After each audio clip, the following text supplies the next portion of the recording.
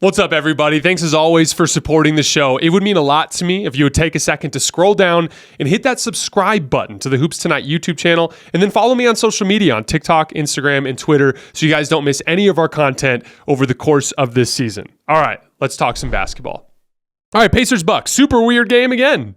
The Pacers shot really poorly again, 0.796 points per jump shot. And yet the Bucks had like a blistering hot shooting game, especially on pull-up jump shots. The Bucks got 47 points on 33 pull-up jump shots. That's 1.42 points per pull-up jumper. So to give you some perspective, the Pacers, who've been a top 5 jump shooting team all season, got about half as many points per shot out of all their jumpers as the Bucks got just on their tough contested pull-up jump shots. So just a really, really good shooting night for the Milwaukee Bucks. The Pacers missed 6 wide open threes in the fourth quarter and in overtime. That's the defender at least 6 feet away. Haliburton missed 3 of them, and then Turner, Nembhard, and Nesmith each missed 1. Nesmith's been good at them all season. Turner and Nembhard are like just under 40% on those, so like some unfortunate shooting for the Pacers, but the shot quality difference in the game for like the whole game was wild.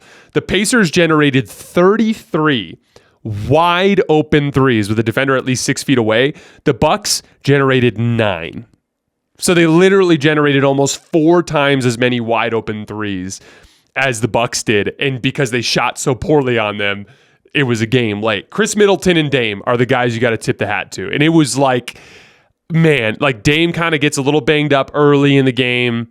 And obviously Giannis is out. There's so many reasons to feel like that thing's over, especially after the Pacers outscored them by 19 in the first quarter. But Chris Middleton and Dame combined to go 11 for 24 on pull-up jump shots. They combined to go 7 for 14 on pull-up threes.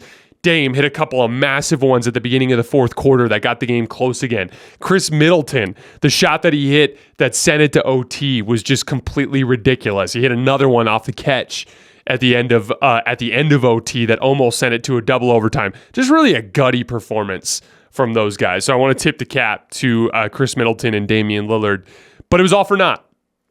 Despite the 2 prayers from Chris Middleton, both of them were really cool plays too. Like, so it was a dribble hand. The one at the end of regulation was a dribble handoff with Brook Lopez. Miles Turner threw a hard hedge.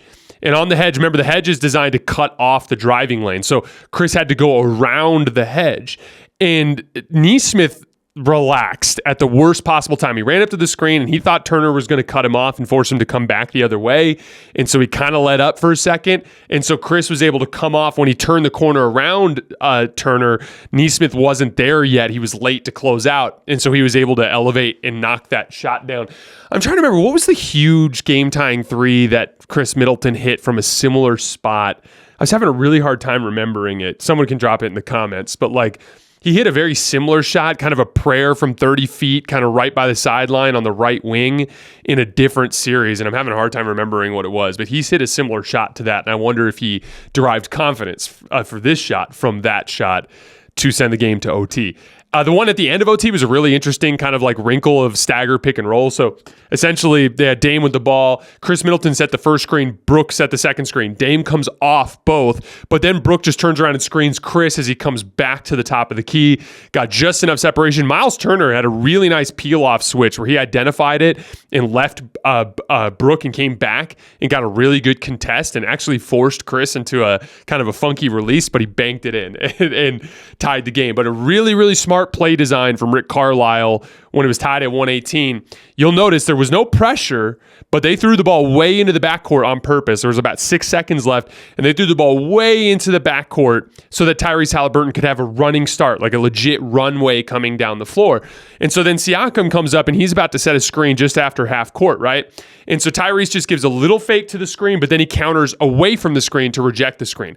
Pat Bev identifies it, takes a really hard slide step back to his left to cut off Tyrese, and then Tyrese whipped it back across with the crossover and just dusted Pat. Got downhill. There was a show, I think from Andre Jackson Jr., if I remember correctly. It was someone came over to help, and Pat Bev came in from behind and fouled him, but he elevated and knocked down the floater. First big playoff moment for Tyrese Haliburton. I thought it was fitting, too, that it came from him as a scorer, because that's something that he's been criticized for in this series, is being a little too passive in terms of his shooting. And honestly, for him, too, I'm sure he was frustrated because he missed some great looks down the stretch of that game. Like I said, he missed 3 wide open threes in the fourth quarter and overtime, but he hits the big one to put the Bucks up 2-1 in the series. Then we get the report today, unfortunately, that Dame at the end of the fourth quarter strained his Achilles and is likely out for game 4, which means this series is likely over, right? No Dame, no Giannis. Pacers are probably going to lose this series, right? So I want to look at it from 2 fronts. First, the Pacers. Obviously, they got to close the deal. But interestingly enough, looking at the matchups, I was just kind of briefly thinking, putting myself in the brain space of that second round series. I actually think they should prefer to play Philly. Philly has been the worst transition defense in the playoffs by far so far. And just Indy can play with a ton of speed. I think they can fatigue Joel Embiid a little bit. And I just think that's a matchup that really plays into their advantages. I think the Knicks are a rough matchup for the Pacers. They're physical and they're tough. They're the best offensive rebounding team in the league, and the Pacers have been a bottom 5 defensive rebounding team in the league. And even if you go back post Siakam, they've still been bottom 10 in defensive rebounding, although they have rebounded well against Milwaukee. I want to credit the Pacers. They've rebounded well against Milwaukee. But they're physical and tough. OG Anunoby is actually like a good matchup for Siakam, and he can guard him better than probably any Bucks player can. So like, I just think it kind of plays a little bit more into some of Indiana's weaknesses. So if I'm Indiana, I'm rooting for Philly over the course of the next week. On the Bucks front, I know it seems bleak. I mean, this season has been a complete and utter disaster, right? You fired your coach midseason. You hired Doc. That whole thing was weird. Dame had a down year compared to where he was in Portland the year before. The Dame-Giannis chemistry just like never really popped. And then both guys got hurt and you're losing in round 1. So I get it. It's rough. But I actually have a little bit more of a glass half full perspective with the Bucks. Dame's going to be 34 next year. That's older, but that's perfectly reasonable to expect that he's still going to be a top 15 player in the league next year, right? And he flashed his playoff upside in a big way in this playoff run, really got the pull-up three-point shot going, and that was something he really couldn't get going in the regular season. I think another year of the Dame-Giannis chemistry will be valuable. Like Jokic said, I thought this was really smart, and like this is something I've been thinking more about, and I talked with Colin Cowherd in last Sunday's show. Like, as the league has gotten more athletic and more perimeter-oriented, read and react has become a huge factor in success for these teams, right? Especially as defensive coverages have figured out how to get the ball out of your stars' hands more frequently. And so as a result of that, you need high IQ and you need chemistry. And chemistry comes from time and reps. And like Jokic said, like it takes 2 or 3 years to learn how to play with each other. And I thought that was super fascinating. And so another year of Dame-Giannis chemistry will be nice and valuable, especially with some stability at head coach, with Doc having a full training camp to kind of implement what he wants to implement. And you know what you need to fix. You need to get more athletic on the perimeter. That's the key, right?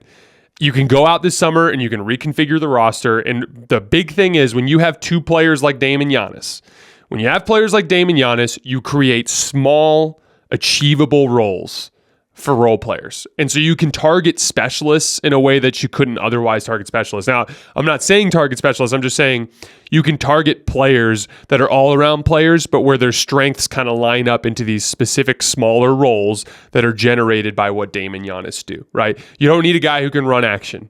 You don't need a guy that can be the low man. Giannis is your low man. You need perimeter athletes that can attack closeouts and defend in space. If you get a couple of guys like that, that can go a long way towards making the Bucks a more formidable threat next year. This is not over. I know it seems bleak, but it is not over for the Bucks. All right, guys, that is all I have for this morning, or I should say this afternoon. I'll be back about after the final buzzer of Lakers Nuggets tonight for a breakdown of all 4 of today's games. I appreciate you guys, and I'll see you then.